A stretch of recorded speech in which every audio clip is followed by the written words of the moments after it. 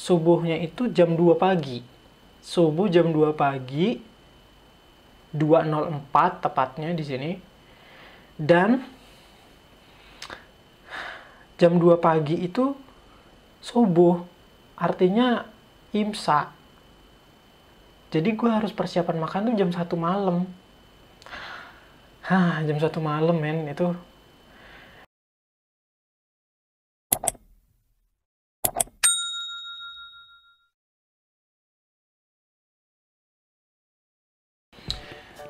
Oke teman-teman, selamat datang kembali di channel gue yang gak seberapa ini.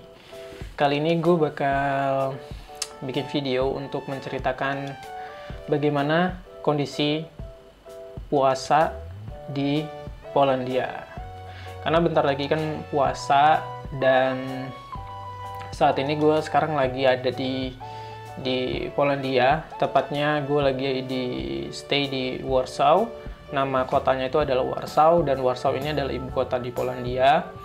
Jadi gue bakal menceritakan apa aja sih yang udah gue siapkan dan apa yang gue udah pernah alami, pengalaman gue untuk berpuasa di Polandia. Dan gue bakal juga ceritain tentang ya perbedaan-perbedaan, ya pokoknya gue serba-serbi tentang inilah, tentang puasa di Polandia. Ya, jadi puasa di Polandia itu jatuh pada tanggal 24 April 2020. Dan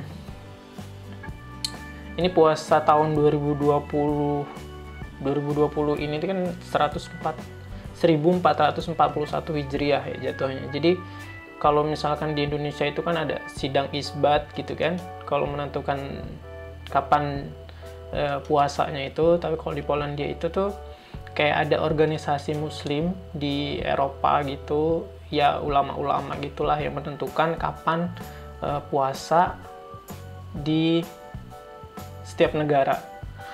Karena kan setiap negara kan punya waktu yang berbeda kan, jadi waktunya itu kapan itu beda-beda juga sih. Tapi kalau di Polandia ini juga, di Polandia juga ada organisasi muslim, tapi tidak ada Kementerian Agama di Polandia. Jadi yang menentukan kapan awal satu Ramadan itu ada organisasi muslim yang ada di Warsaw ini gitu. Nah, kebetulan tahun ini, tahun 2020, jatuh pada tanggal 24 April. Ya, kan kalau puasa itu kan selalu ini kan ya, maju gitu kan. Jadi kalau yang 3 tahun sebelumnya, jadi ini sebenarnya bukan puasa gue yang pertama sih di Eropa ya. Tahun pertama di 2015 itu gue di Kraków di Polandia juga. Itu jatuh pada summer kalau nggak salah, di musim panas, sekitar bulan-bulan Juli, puasanya itu Juli kayaknya. Puasanya itu Juli, dan waktu itu gue sempat pulang juga sih. Jadi gue sempat puasa di Polandia, dan kemudian gue sempat puasa di Indonesia, dan gue berlebaran di Indonesia tahun 2015 itu. Kemudian di tahun 2016, itu 2017-nya gue di Polandia juga masihan. Kalau nggak salah ingat, gue full puasa di Polandia, dan gue pulang itu ketika lebaran haji, karena kan momennya tuh nggak pas gitu loh di sini tuh. Jadi kayak momennya ketika puasa itu biasanya waktu-waktu ujian anak-anak kuliah gitu loh. Jadi nggak susah untuk pulang pas lebaran gitu, puasa dan lebaran itu sih. Tapi gue tetap pulang waktu itu, tapi di lebaran haji, jadi Idul Adha ya masalah. Nah, kemudian 2017 ya? Ya, 2018, karena 2017 gue tetap di puasa dan berlebaran di Polandia. Jadi lebarannya tuh di sini ada namanya KBRI, jadi Kedutaan Besar Republik Indonesia. Jadi ya perwakilan pemerintah Indonesia di Polandia lah di situ. Nah, di situ kan kita ngerayain Idul Fitri. Nah, kemudian di tahun 2018 ini gue puasa nggak di Poland gitu, karena gue ada pertukaran mahasiswa gitu ke Eropa lain, ke Serbia waktu itu. Jadi gue puasa itu di Serbia, men. Puasa di Serbia sebenarnya nggak beda jauh juga sih jamnya, gitu, tetap melelahkan gitu. Tapi gue di sana banyak bolongnya karena gue di sana itu apa ya, gue nggak punya banyak teman muslim gitu, karena orang Indonesia tuh jarang banget di Serbia, itu jarang banget orang Indonesia. Jadi gue tuh banyak nggak puasa di sana, mungkin ada 10 hari lah nggak puasa gitu, karena gue telat sahurnya karena nggak ada yang teman bangunin kayak gitu loh. Nah kalau di Polandia itu gue ada ini apa, teman-teman mahasiswa lain kan yang kita bisa nyiapin bareng, dan itu makan apa, sahur sih biasanya nggak bareng ya, tapi pernah lah beberapa kali untuk masak bareng gitu kan. Tapi kalau untuk buka itu kita sering buka bareng kayak gitu, karena ada mahasiswa lain juga gitu kan di asrama. Waktu itu gue tinggal di asrama. Kemudian di tahun 2018 itu kan gue puasa di Serbia. Kemudian gue berlebarannya tuh di mana ya? Gue nggak sempet lebaran di Serbia, entah kenapa gue nggak tahu apa gimana ya, gue lupa lah. Pokoknya gue nggak tahu gue lebarannya di mana. Kayaknya gue lebaran di rumah aja deh. Karena kan kalau di Eropa itu lebaran kan kagak ada yang ngerayain ya, artinya maksudnya nggak meriah kayak di Indonesia kayak karena banyak muslim ya kan. Kalau di Eropa kan nggak ada sedikit banget gitu muslimnya. Jadi yang ya kayak Idul Fitri itu kayak hari biasa rasanya, feelnya gitu. Justru yang meriah itu kayak Natal gitu, hiasan di mana-mana gitu. Tapi kalau Idul Fitri itu aduh bener-bener kayak hari biasa aja gitu, nggak ada perayaan spesial kecuali di KBRI atau ya di masjid, istilahnya di masjid atau kayak ya komunitas orang Islam lah gitu, itu biasanya gitu. Nah kemudian setelah 2018, 2019 gue pulang ke Indonesia. Terus gue puasa di Indonesia, lebaran di Indonesia, lebaran Fitri, lebaran Adha, gue di rumah full. Terus tahun ini gue balik lagi ke Warsaw, ke Polandia. Dan gue sekarang posisinya puasa bakal tahun 2020 ini puasanya bakal di Warsaw sih. Dan kelihatannya gue nggak tahu sih, lebaran juga gue kayaknya nggak bisa pulang.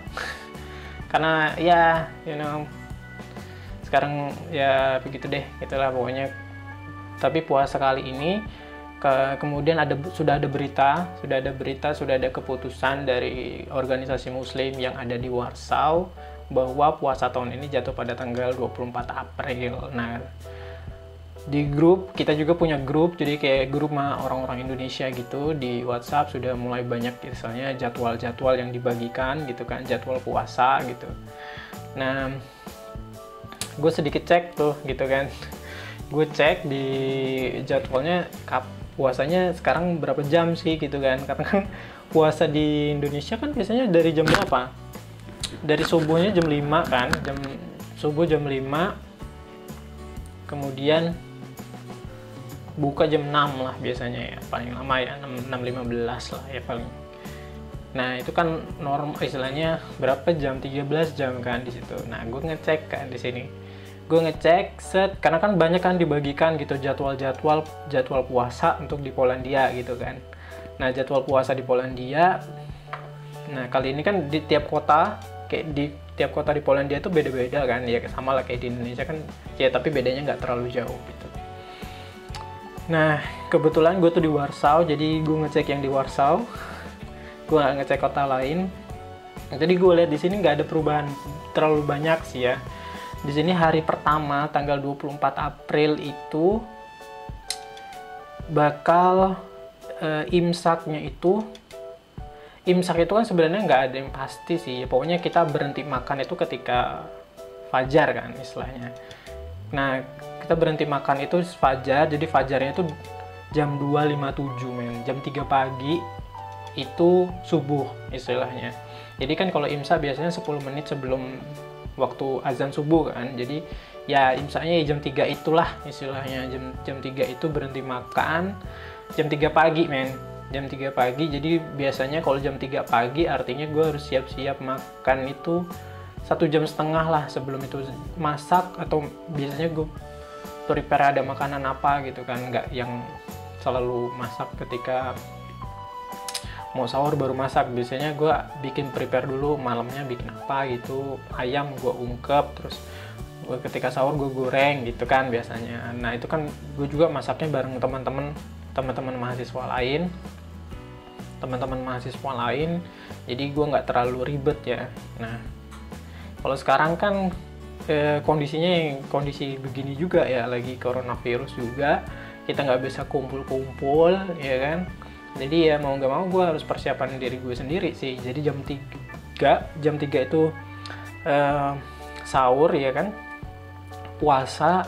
Jadi jam 3 puasa itu gue harus minimal tuh 1 jam sebelumnya itu untuk prepare masak sama makannya gitu. Jadi 1 jam lah ya paling lama lah. Ya tergantung makanan yang dibuat juga sih, dan tergantung ada makanannya atau enggak sih, itu ya problemnya. Nah tapi biasanya gue 1 jam, 1,5 jam sebelum imsak itu gue bangun.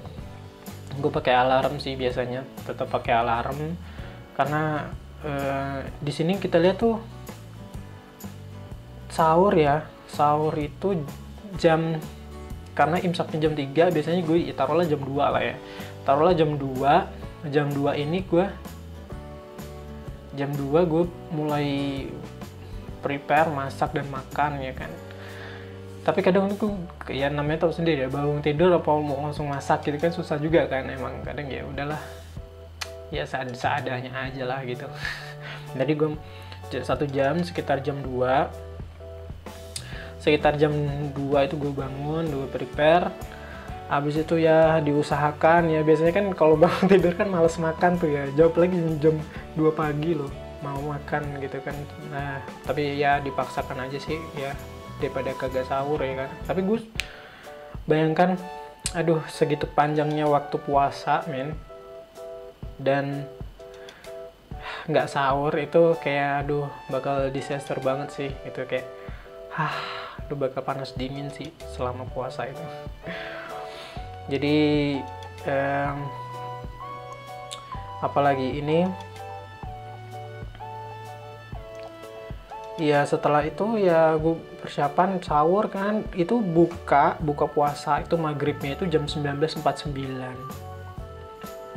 hampir jam 8 ya kan, ya taruhlah jam 8 malam lah. Dari jam 3 sampai jam 8 itu artinya berapa? 15 jam.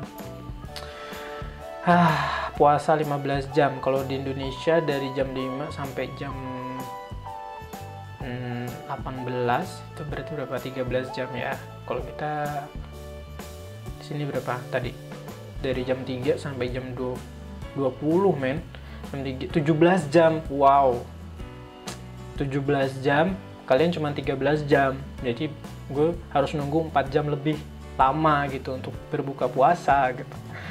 Tapi sebenarnya gue nggak terlalu kaget sih, karena ini bukan kali pertama gue puasa di Eropa gitu, di Polandia. Jadi gue memang udah mulai terbiasa lah untuk berpuasa di waktu yang lebih lama kayak gitu.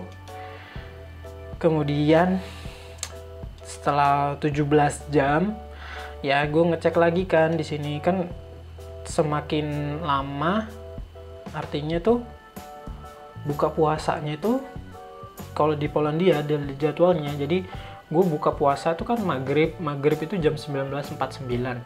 Nah itu di hari pertama ya, semakin naik, jadi dari 19.49 naik ke 19.51 di hari kedua, terus naik sampai di yang gue lihat di akhir Ramadan itu 30 Ramadan itu jatuh pada tanggal 23 Mei ya. Di sini dari jadwalnya itu buka puasanya jam 20.36. Jadi dari 19.49 itu ke 20.36. Jadi kayak lebih lama 30 menit ya. Lebih lama 30 menit. Jadi harus sabar. Dan ini yang paling mengagetkan, guys, yang paling tidak mengenakan, karena di sini sahur imsaknya itu, jadi subuhnya itu jam 2 pagi.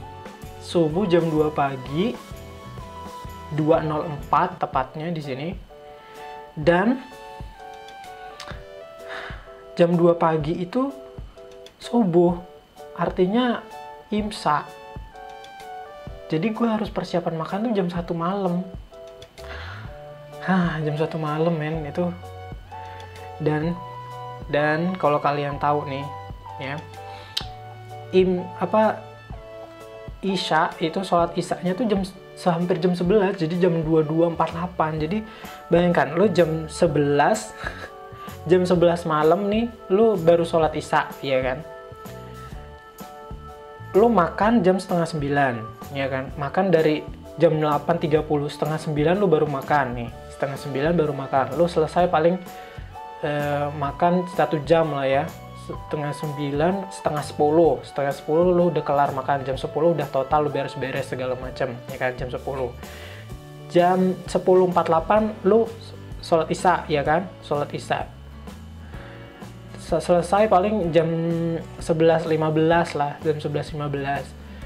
Nah, tidurnya itu kapan gitu kan? Tidur 2 jam, ada waktu tidur 2 jam.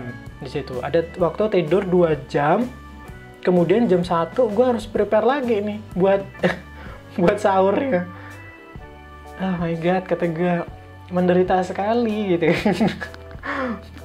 Tapi ya inilah gambaran. Bayangkan jam setengah 10 gue baru buka puasa, gue selesai baru jam 10, jam 11 gue sholat Isya, ya kan? Dan jam 11 sholat Isya artinya jam 1, karena jam 2 nya itu imsak, gue harus prepare langsung makanan. Gue kapan rebahannya gitu kan? Gue kapan rebahan, gue kapan tidurnya gitu. Aduh, emang tantangan banget sih puasa di Eropa itu. Emang bener-bener tantangan sih. Pokoknya semakin mendekati kutub utara, negara yang semakin mendekati kutub utara itu biasanya semakin lama gitu kan. Bahkan ada negara di Eropa, Islandia apa ya, yang puasanya itu 23 jam men. Jadi kalau misalkan di Polandia paling berapa? Dari jam 2 sampai jam setengah 9. Artinya sekitar 18 jam setengah. 18 jam setengah. Hampir 19 jam. Waktu itu puasa pertama gue malah 19 jam lebih. 19 jam rata-rata.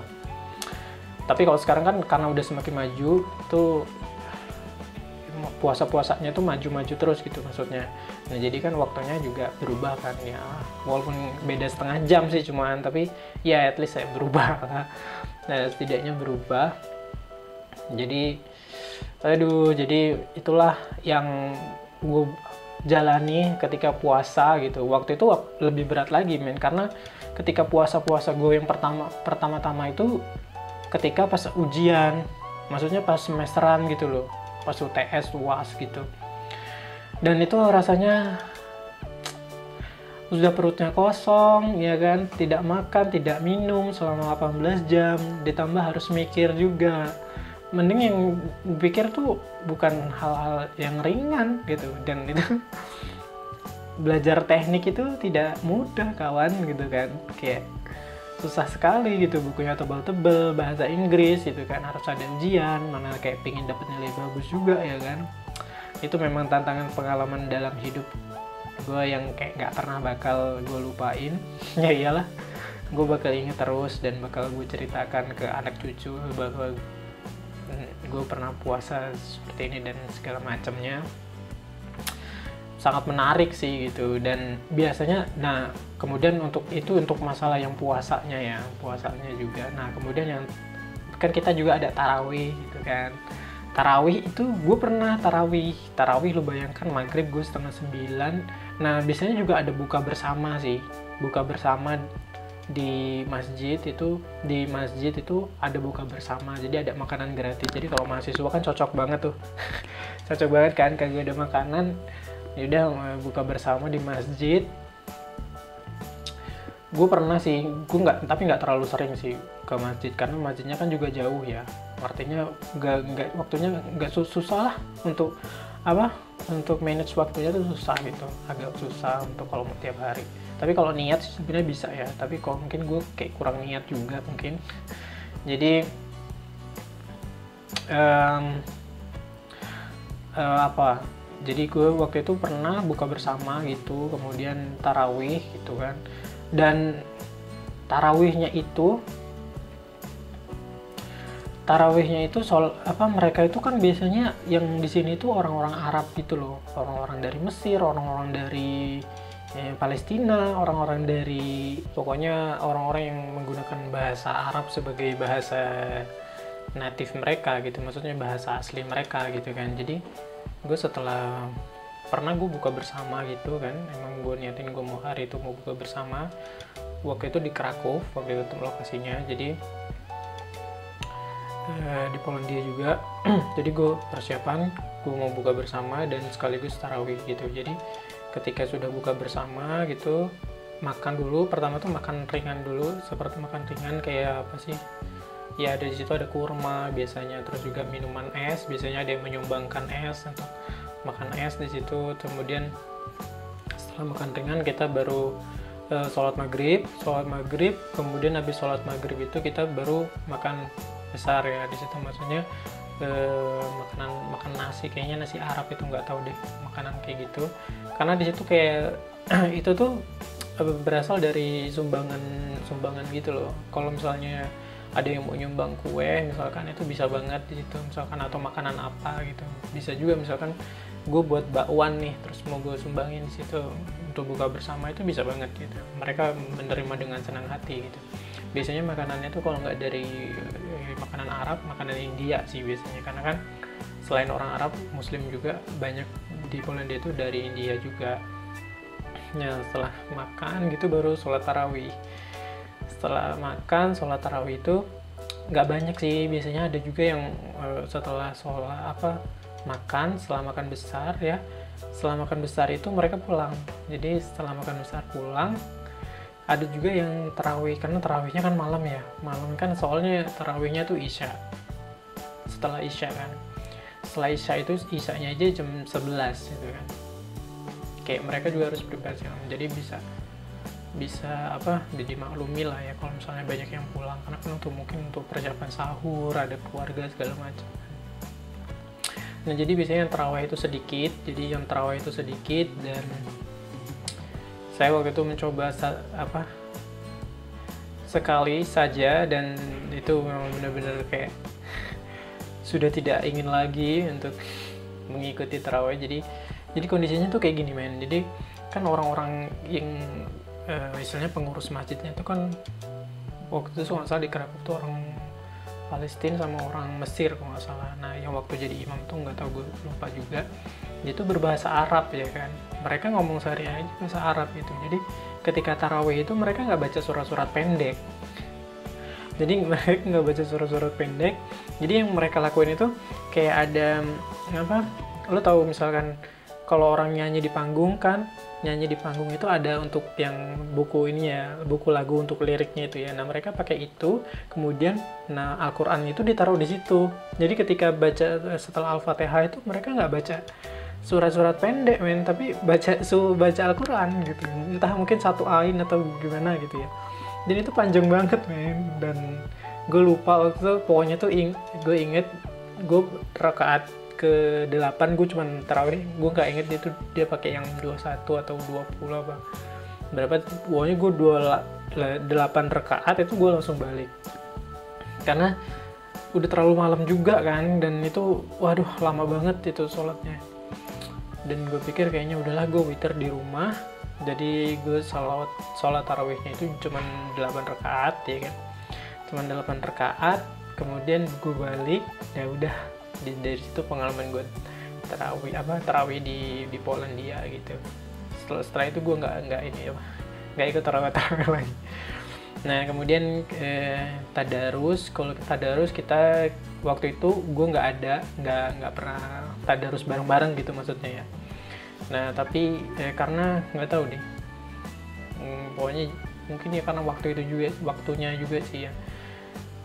Atau mungkin waktu itu sibuk karena ada ujian juga kan ketika waktu waktu puasanya kan pas ujian tuh, jadi mungkin waktunya susah untuk manage dan segala macam. Nah, kalau yang sekarang itu ada mahasiswa itu bikin tadarus online gitu. Jadi kalau mau tadarus tuh bisa online bareng-bareng ke grup itu. Dan situasinya juga karena memang kondisinya kita nggak bisa kumpul-kumpul kan, karena kondisinya lagi begini, pemerintah Polandia itu melarang untuk melakukan perkumpulan. Jadi tahun ini tuh memang beda banget dengan puasa-puasa gue sebelumnya di Polandia. Jadi di sini tarawih itu kayaknya kemungkinan nggak ada, buka bersama juga mungkin nggak ada gitu kan, tadarus juga mungkin nggak ada gitu. Ditambah lagi biasanya Idul Fitri biasanya kayak hari biasa ya, dan ini mungkin nggak ada perkumpulan juga gitu. Waduh, tambah sepi juga gitu. Tahun ini memang beda banget sih puasanya, udah 18 jam terus ditambah kayak merasa lebih sepi gitu. Tapi ya itulah pengalaman-pengalaman gua selama bulan Ramadan di Polandia, yang hampir ya ini yang ketiga kali di Polandia, dan satu kali itu gue di Serbia. Dan mungkin itu aja sih yang bisa gue share. Nanti mungkin gue bakal share bagaimana sih tentang Idul Fitri gitu di sini gitu, karena Idul Fitri juga kan sesuatu yang kalau di Indonesia kan sesuatu yang sangat meriah gitu kan. Kalau di sini kan di Eropa itu suasananya tuh nantilah saya ceritakan, saya bikinkan videonya. Mungkin itu aja yang gue bisa share kali ini. Jadi jangan lupa untuk subscribe karena gue bakal banyak bikin video, karena jujur aja gue banyak waktu sekarang karena kondisinya lagi corona gini kan, jadi kuarantin, jadi kita nggak bisa bebas untuk main kemana sana atau ngapain gitu kan. Jadi gue lebih banyak di ruangan, dan gue bakal bikin video banyak. Jadi jangan lupa untuk subscribe, like, dan komen. Jangan lupa juga untuk membagikan video ini, dan mudah-mudahan bermanfaat. Bye bye.